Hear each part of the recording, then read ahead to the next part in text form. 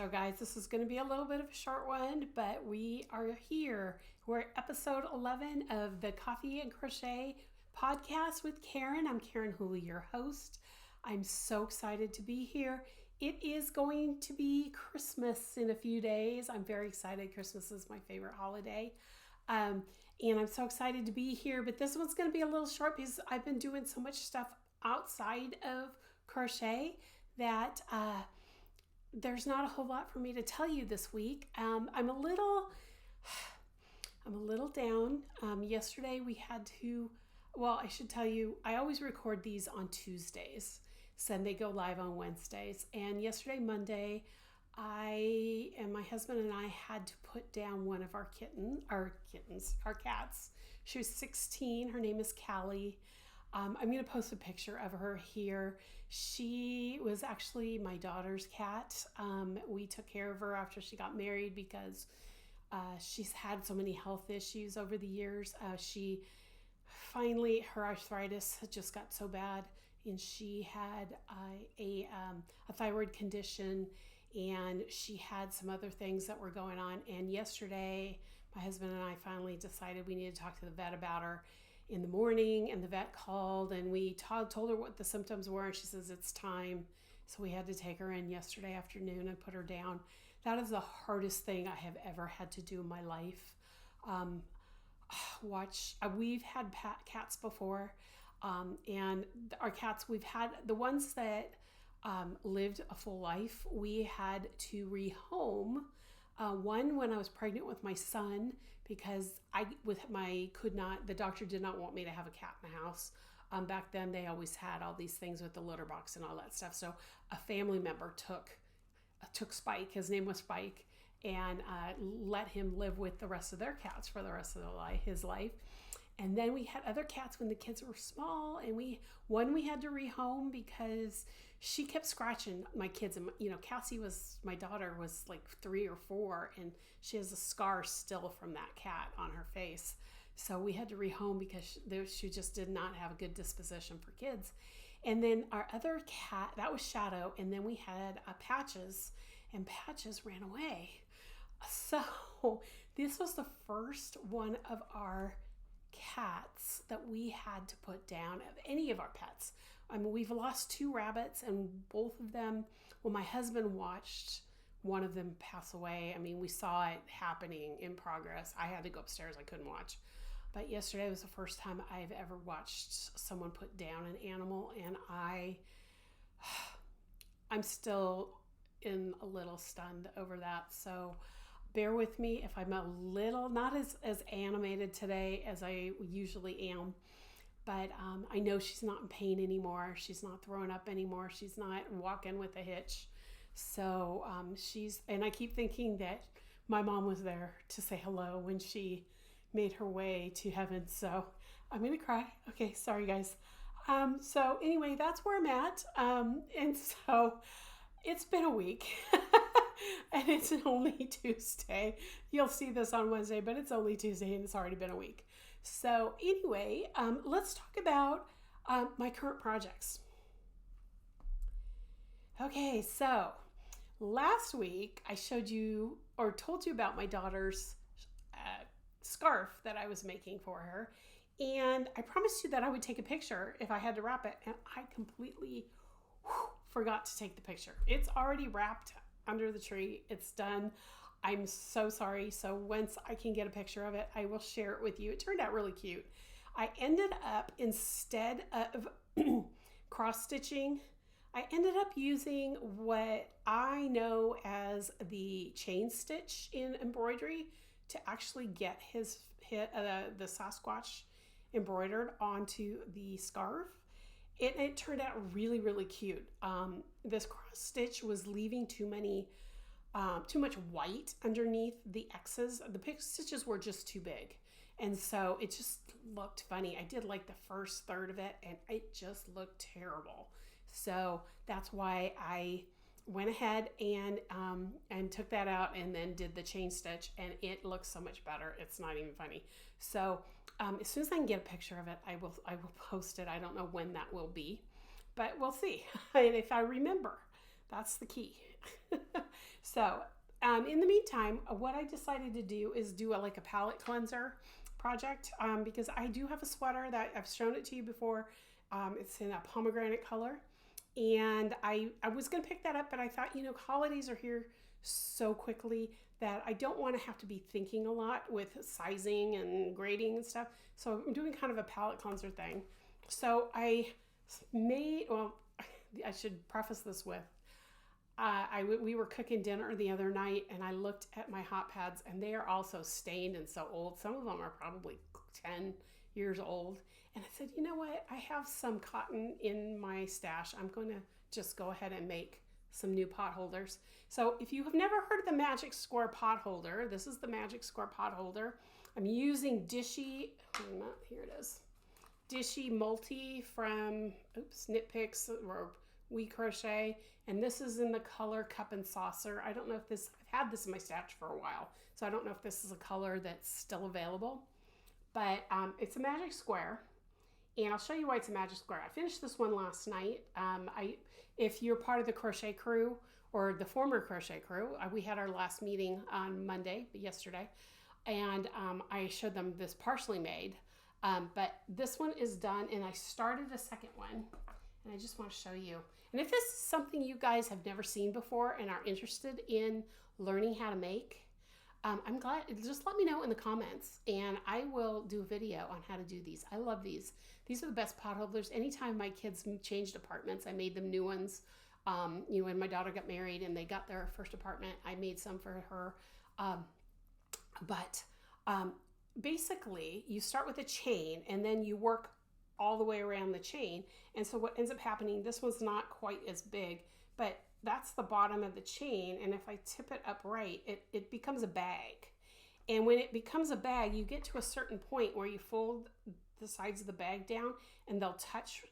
And that's where you, oops, wrong way. You can see my whip stitches right here where I whip stitch them together. So it's a double thick pot holder. And you can use it as a trivet. You know, put a pot on it, hot pot on it, or use it as a pot holder when you're pulling something out of the oven or, you know, off the stove and you need an extra thing. And these have worked so well. And what I like about them is I make them out of the 100% cotton, you know, the Dishy or the Sugar and Cream, or I don't know. I use a lot of different brands for the 100% cotton, but it's usually, you know, Sugar and Cream or Peaches and Cream is the other one I'm thinking of that I cannot think of the name, or the Dishy. This is the first time I'm making them out of Dishy. Dishy I usually use for the dishcloths that you use, you know, in the soapy water to clean pots and pans with. But I'm using to make the pot holders. And I love them because when you put them in the wash, they clean up really well, unless you've got something that's really bad stain, like red wine or grape juice or something, you know, that stains really bad.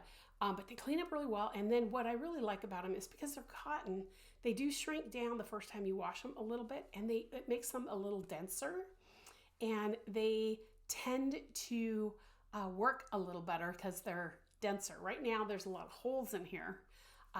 But I use, you know, because it's worsted weight, I use a size K, a J or K hook. This one I actually had a chain 30. This next one I'm making a little bigger. This is a chain 40. So I usually do between 30 and 40 to make my magic squares. And sometimes I'll put a little hanging loop on them if I'm giving them as a gift. So if they have little hooks in their kitchen, they can do that too. So that's what I'm working on. But then the other thing is that I decided that I need something, especially after yesterday, something to cheer me up a little. So I've had this yarn in my stash for a little while. It's been, I guess I got it in September when I was at the Dallas Fort Worth Fiber Fest teaching. And there's a dyer there. I'm going to show you the label. It's Passion Yarns. I left the label out. I forgot that I was going to show you guys, so I already wound it. But this is her holiday stripe yarn. I don't know if you can see it. There's long striping in red, green, and white. And it's this fingering weight. It's her, what's her base? Beloved Sock Base. 75 superwash merino, 25% nylon, 460 yards to 100 grams. It's a self-striping colorway. and I decided I need some Christmas socks. So I'm going to knit myself some Christmas socks. I'm going to do them in knit because I really want the striping to turn out the way she showed it in the sample she had in the booth. So I'm going to knit some socks for myself. So these are the two projects I have going. After the holidays are over, I'm going to pick up that sweater again. And you know, I just need to clear my head with everything that happened with Callie too. So that is kind of where I'm at with projects. Although I do have a couple things I want to mention about that are going to happen in January that I would just want to make sure that you guys know about. So let's talk about what's new in the shop, even though it's really not new for the most part. Okay, so first one is I have my classes up for the first quarter of 2024. I have in January on the 19th, we're going to have Tunisian Basics. And if you register now, between now and December 31st at midnight, you know, just or 11:59 p.m. before it turns midnight Pacific time. It's always Pacific time. So those of you who live on the East Coast, it'll be almost 3 o'clock your time. I am going to, it's on sale. It's not really on sale. You have a little fly out thing that comes out and says save $50. If you fill that out, it gives you a code and you will get the class for $75 rather than $125. So if you want to learn Tunisian, have never taken Tunisian, you'll learn 6 stitches. We're not going to talk about increasing and decreasing. Those are other classes. But these are just learning how to do Tunisian. And you're going to learn 6 stitches: the simple stitch, the knit stitch, the purl stitch, the eyelet stitch, the honeycomb stitch, and the twisted stitch. So those are your 6 stitches you're going to learn.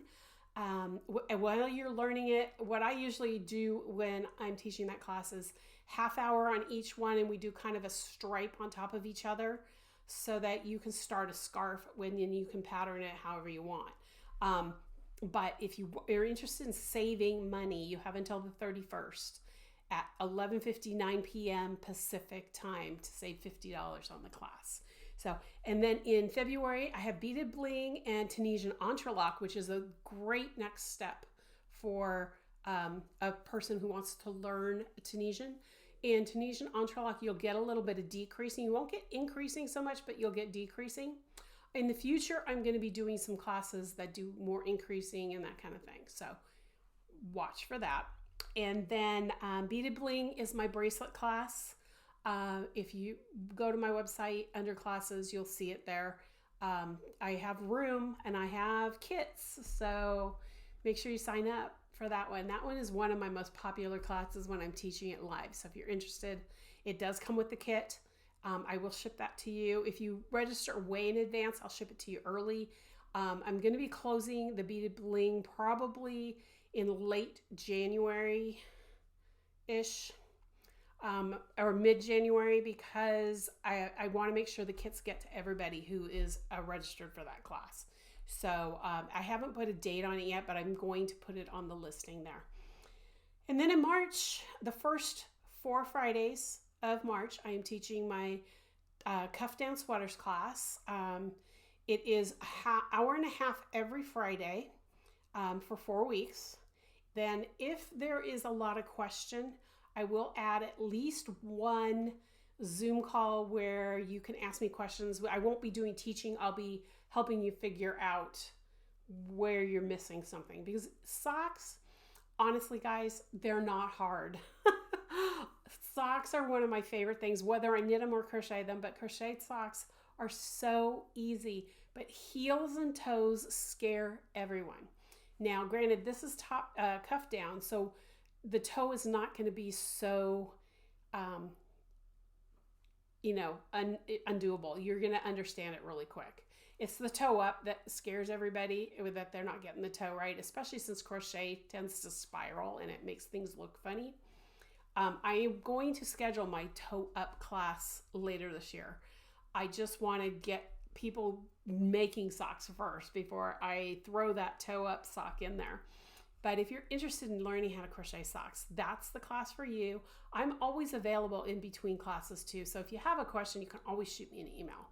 But that registration will close probably at the end of February because it starts that first Friday of March. So I'm thinking that's the first, based on the way I don't have my 2024 calendar up yet. So I think it's March 1st that the first class drops. So if you're interested in that, make sure you check that out. So all my classes are there through March. In January, I'll be figuring out what I'm going to do in April and May, okay? And maybe June even. So there'll be more classes as time progresses. The other thing I want to remind everybody is the Stitch of the Month crochet along that we're doing starting January 1st. Registration is still open. We've got a lot of people who have signed up. If you're still interested, you can sign up through the 31st, and for my YouTube subscribers. And it's only for my YouTube subscribers. And this is not going to be in the show notes. This is only going to be on screen. I have a code for you to save $20. So instead of paying $120, you're going to pay $100 for the entire year. And this is only for YouTube. And the code is going to be right here. I'm going to put it right here. I'm not even going to say it. You have to watch the video to get it. And it's if you use that code between now and the end of the year, 11:59 p.m. Pacific time, you will get $20 off the year if you do the annual subscription. The annual subscription is regularly $120. If you do the month-to-month subscription, it is $12 a month. If you do the month-to-month subscription, again, I think I talked about this last week, you will have access as long as you're paying, but then if you pay the full 12 months, then I will give you access forever. If you choose to quit in the middle of it all, you will lose access once you stop paying. So that is just how that works. But if you pay the annual upfront and pay it $100 upfront, you will get access forever. That is just the way I roll with that. So I've already got the first stitch ready to go. I'm really excited about it. I have it here, but I'm not going to show it to you. And the patterns have not only the written word, but it also has charts. So all of your stitch patterns are going to have charts. And when we start edging and joining squares with all the crochet things, those are all going to be charted too. So there's another reason to get this class is to have access forever to these patterns. So if you haven't subscribed, go to my website, KarenWhooley.com, and at the top of the screen, you click on crochet alongs, and then you'll see, it'll say like Stitch of the Month crochet along or SOTM crochet along, something like that. Click on that, and then you can subscribe and register actually. And the whole thing is on my website. There's actually a course thing on my website, and as the months go on, the course will drop, and I'll have all the things. We'll have a Zoom call every month, and then also there is a community. And once you join, you will see a video in there that shows you where to find the community, where to find the actual classes. So hope you subscribe. I'm really excited for that class. Now, that's the Stitch of the Month. Now, there's a third thing I want to tell you, and this is going to be in my newsletter in the first week of January, but I thought I'd just kind of throw this out there for you guys. I am going to start using what are called sample crocheters. Now, if you've never heard of a sample crocheter, but you've heard of crocheters who test patterns, they're two separate things. Crochet testers are people who a designer sends the pattern to. They choose their own yarn. They choose, the size, if it's a garment, whatever size that they want to make, and they go through the pattern and make sure everything reads right. They make their own, and they get to keep their sample. And usually, the designer will give them a free pattern. Give them a code so they can pick out a free pattern. And then they get to keep whatever the sample is, and then whatever the design is, and then but there are usually rules about it, depending if it's a sample for a magazine and you can't show anybody until it's been released, or if the designer's doing it for her own line and the designer says, okay, you can tease it, so they'll show little pieces of what they're doing, but they won't show the whole project until the pattern's released. That is what a tester does. Now, a sample crocheter is totally different. So let's say I am designing a sweater, a cardigan. I write the pattern, I grade it out to all the sizes that I'm gonna release it in.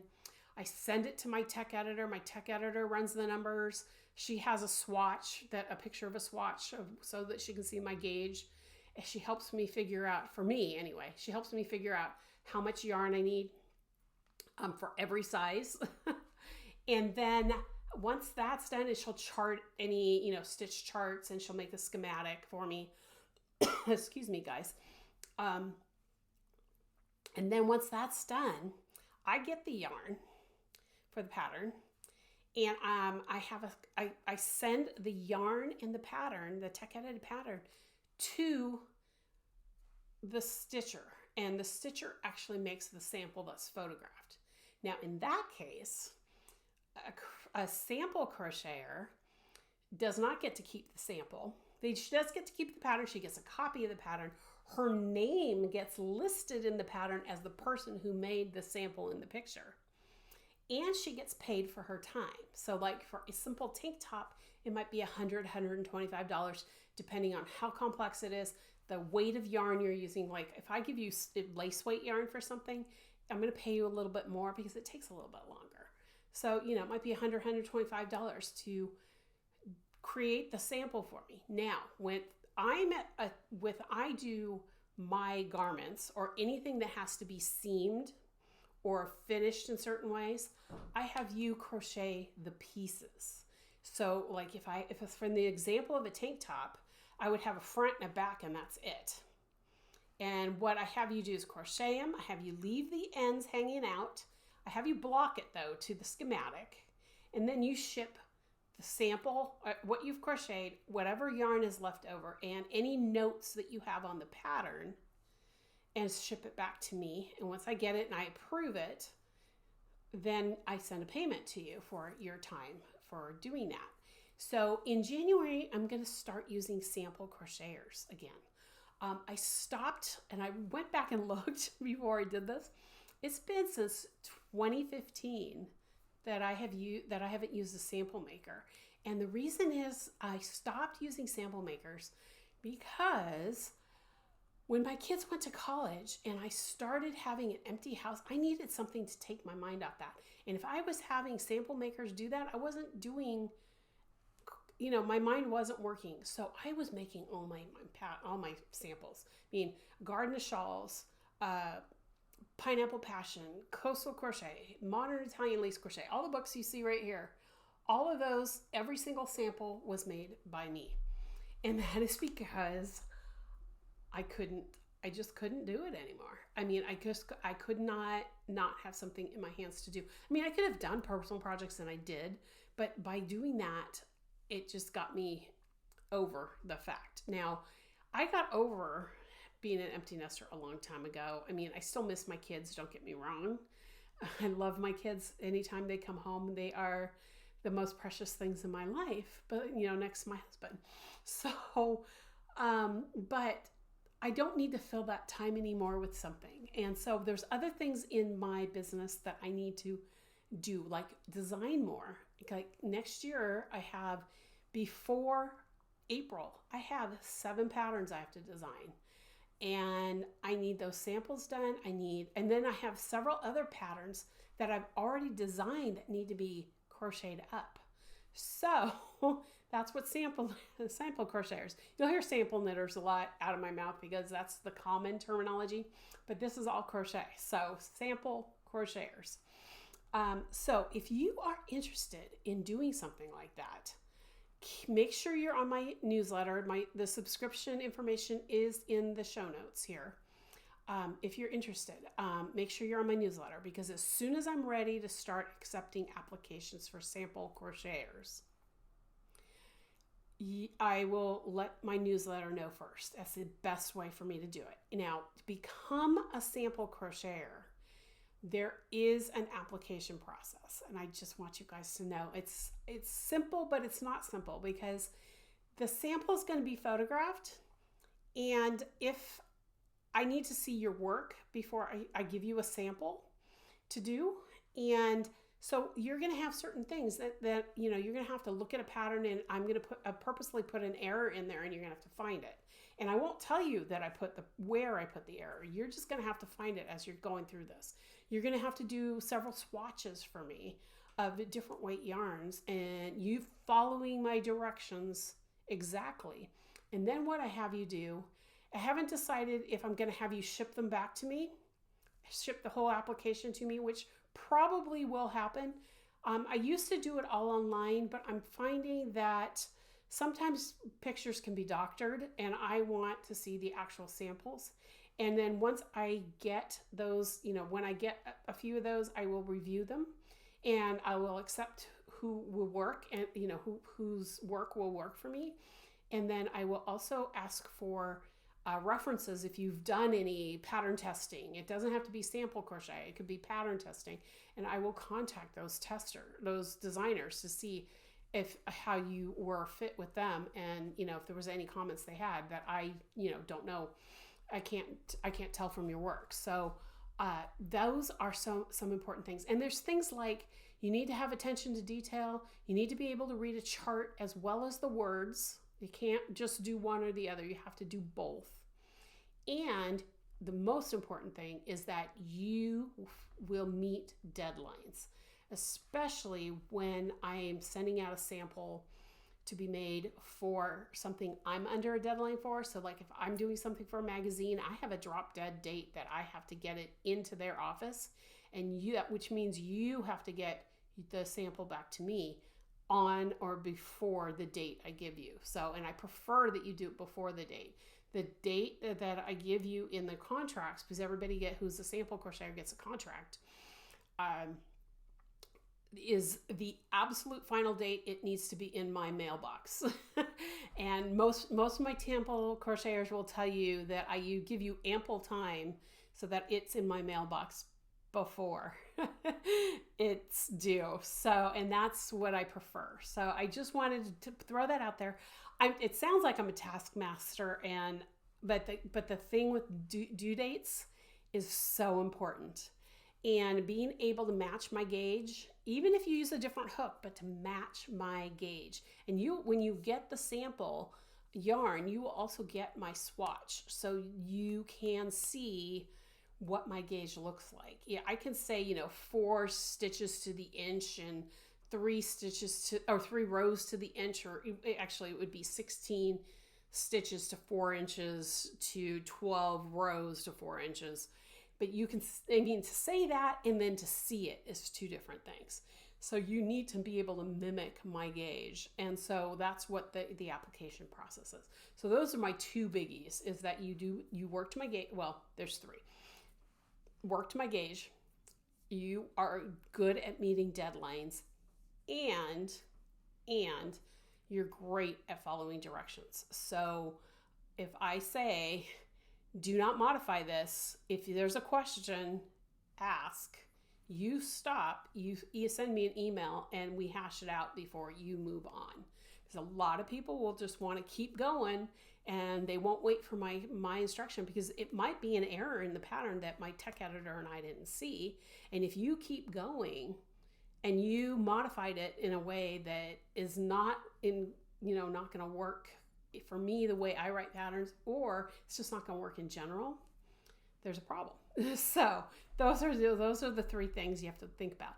But if you're interested in that, because it is a paid position, you are a contractor. I do not pay taxes for you. You will fill out a W-9, which makes you a 1099 contractor. I will send you at the end of the year, if you've made $600 or more working for me, you will get a 1099 NEC, and you will have to file that with your taxes, because I will be filing that with my business taxes. So a lot of people think, oh, they don't need to do anything with those. That's another thing, guys. My business will file it, so the IRS is going to know that there's a 1099 out there. If it's under $600, you don't get one, because that's not that the threshold is a $600 mark.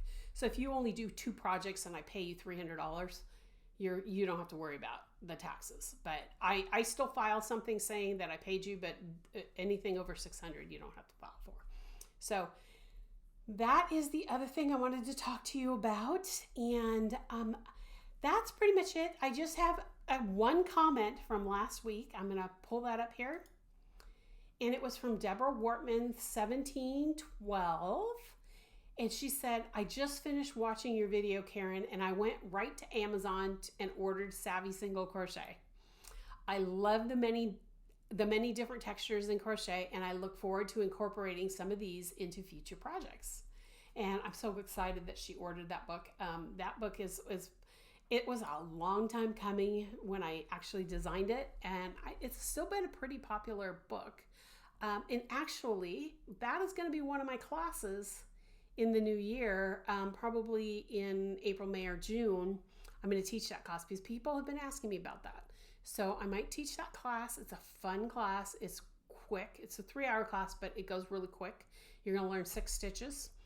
And so that's something exciting about it. I talked about different textures, and because I was talking about that I use a stitch from that book for my daughter's scarf, and so I'm bummed that I don't have a picture to show you. But anyway, guys, Christmas, next time I talk to you guys, Christmas will have been over for a couple days, and I hope that each and every one of you have a very, very Merry Christmas, a very blessed Christmas. You enjoy your family and your friends or whoever you're celebrating with, and I will see you next week. And hopefully I will have some new things to share. I at least have, at least another pot holder done, and maybe at least one of my socks done. I'm hoping maybe both socks, because socks don't take me very long. And then, I knew that there was one more thing I wanted to talk about. In January, I don't know if you guys have noticed that there's some open spots in my stash. I'm going to be doing a yarn stash sale in January. I'm hoping it'll be the first newsletter. Might not be until middle of the month, because I'm going to have to photograph all this yarn. I pulled out everything that was on my shelf at least 2 years, and I haven't touched it. Even if it might have had a project at the time I bought it connected to it, if I haven't done it now, it's not going to happen. So I have a big box in the other room that I need to take pictures of yarn. So my loss is your gain. Of course, they're always going to be discounted from what I paid for them. So be watching for that too. Okay, now I can say Merry Christmas. Have a blessed Christmas. Enjoy your family. Enjoy your time. Enjoy, the season of Christ coming into the world. I am so grateful for him. And I hope those of you who celebrate for that reason, I feel that as well. No matter what's happened in my life, with my mom passing, my cat being put down yesterday, he has always been there for me. So this is my time to, to celebrate him. So even though we do all the presents and everything, this year I'm really focusing on the reason for the season. So I will see you all next week. And next week we'll be talking about the new year. So have a great week. I will talk to you soon, and love y'all. God bless. Bye, everybody.